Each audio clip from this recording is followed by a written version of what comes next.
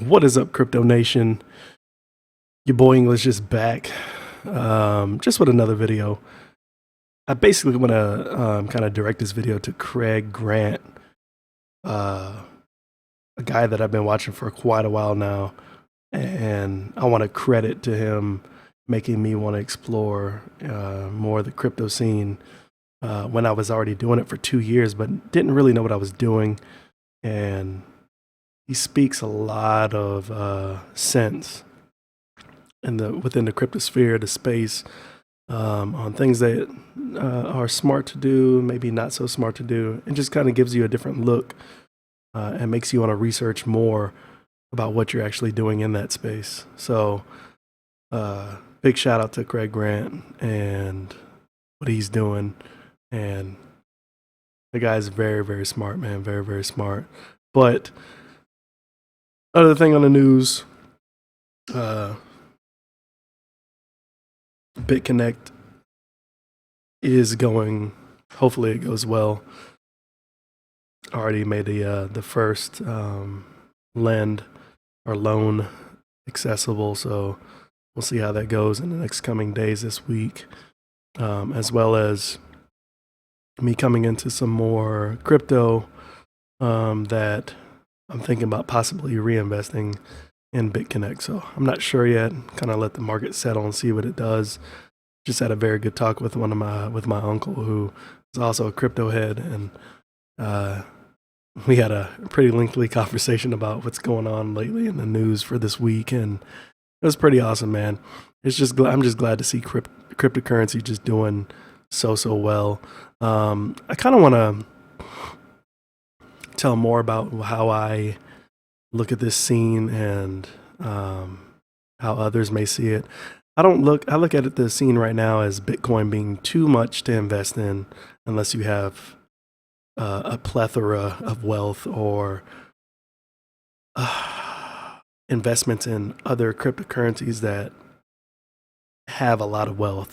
For example, if you have a lot of Steam, like hundreds of thousands of Steam, or if you have a lot of Ripple that you sold, that's worth a lot of Bitcoin that you can then throw at Bitcoin and just kind of buy it, put it away. Oh, shit. Excuse me. Yeah, something like that. But I want to kind of talk about the people who want to get into the scene. Excuse me. Those have maybe dabbled in the scene like myself, and who ultimately want to get to a level of standing where they have a firm grip and maybe a couple of markets or several markets where they've stored an amount of money within this sphere. And I think it's good to kind of set the tone and say, well, hey, everybody's first note is to look at Bitcoin and say, I'm going to go with Bitcoin because it's worth the most. And if I could just save all my money and just buy at least one, I'll be good. But you'll figure out once you get to that one, starting all over from ground zero. So like myself, I dabble in Bitcoin, Ethereum. Just recently, not too long ago, Golem. What else we got? Oh yeah, Golem, Augur, and that's in this wallet. And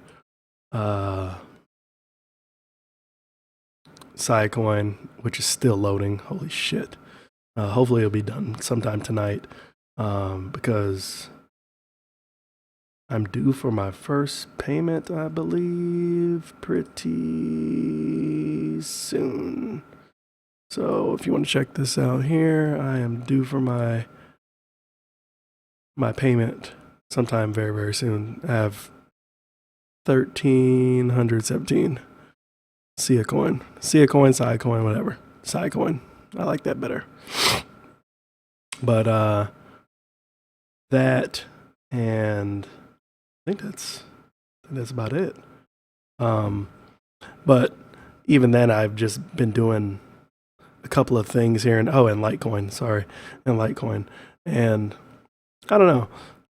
I find that when you try to approach this game as get into a little bit of everything, you're dividing more of your core investment towards a lot of things, and I think it's kind of good to figure out first and foremost what you want to do within the space. Are you a holder, or do you want to be a daily trader? Me personally, I'm a holder. I don't really find much value in daily trading or trading frequently. I'm kind of a more of a let's look it through all of the lists and see which ones are going to be the most profitable. Um, Maybe not right away, but which ones have potential to actually grow and make you some money. And then the next portion of that is volume. So, how much am I willing to put into this for a specific amount of time? So, for example, Golem, I feel like it has potential. The what they're trying to do is very difficult, but it has potential. So I'm going to invest slowly into it over time because I want to amass a massive amount, a good amount of Golem.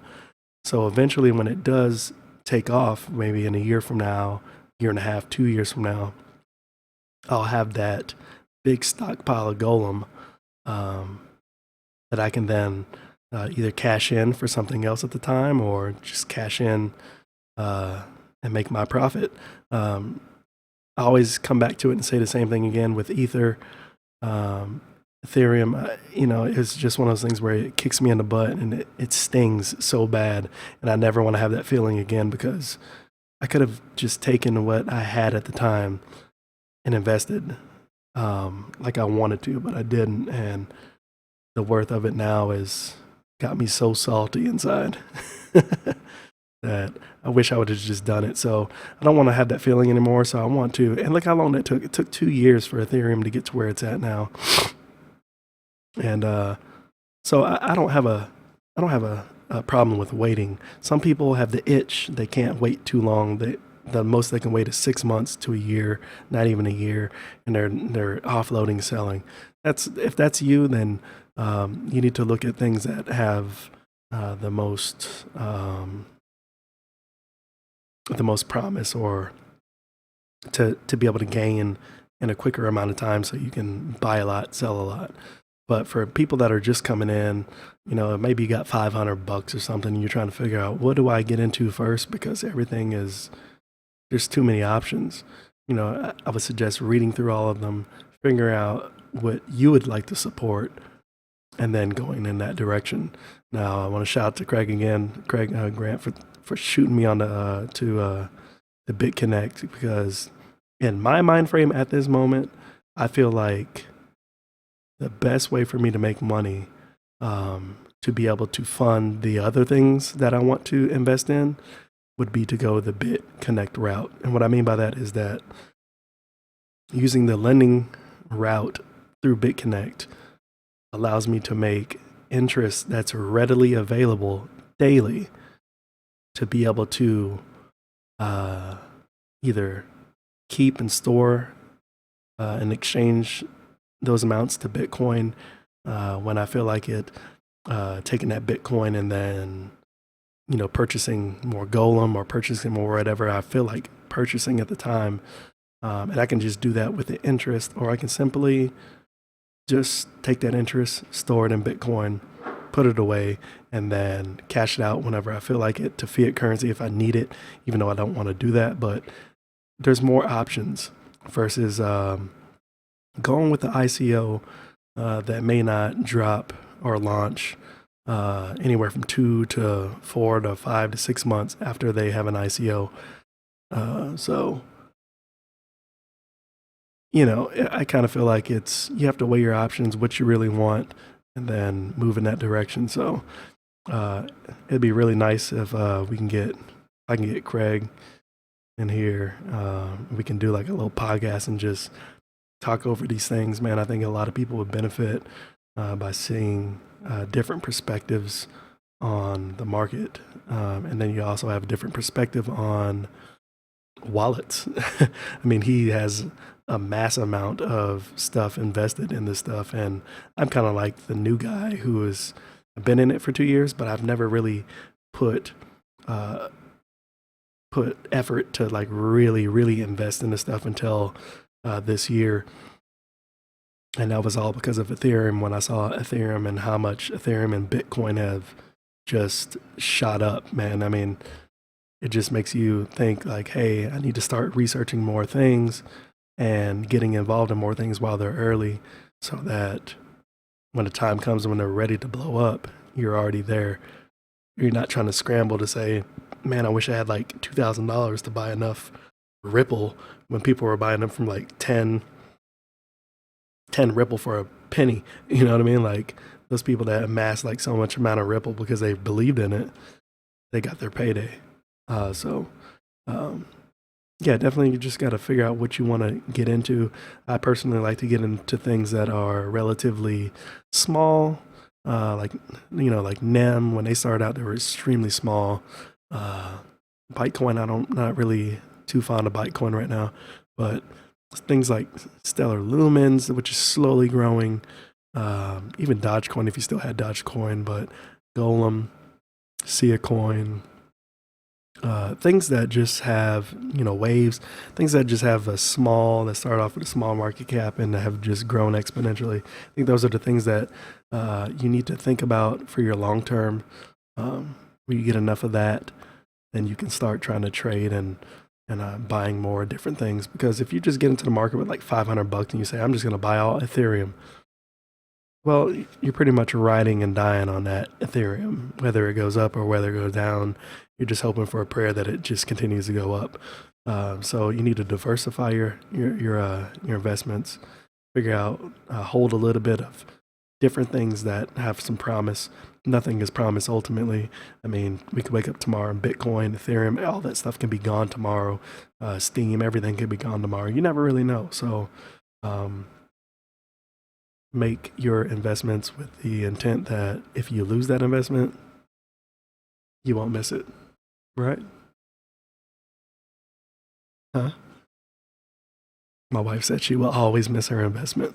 But what I'm saying is that if you're going to invest $200 into something, whatever it is, you have to be willing to lose that $200 and not miss it.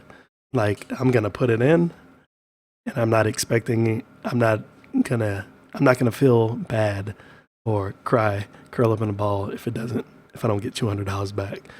That's what investing is. There is no guarantee, otherwise everybody would be rich. So it's always a gamble. It's just how much you're willing to gamble. And the payoff could be huge or you could be very, very sad. So that little rant. Yeah, definitely. So like I said, hopefully this helps you guys. If not, don't listen, but that's my 2 cents. And I'll catch you in the next video. Peace.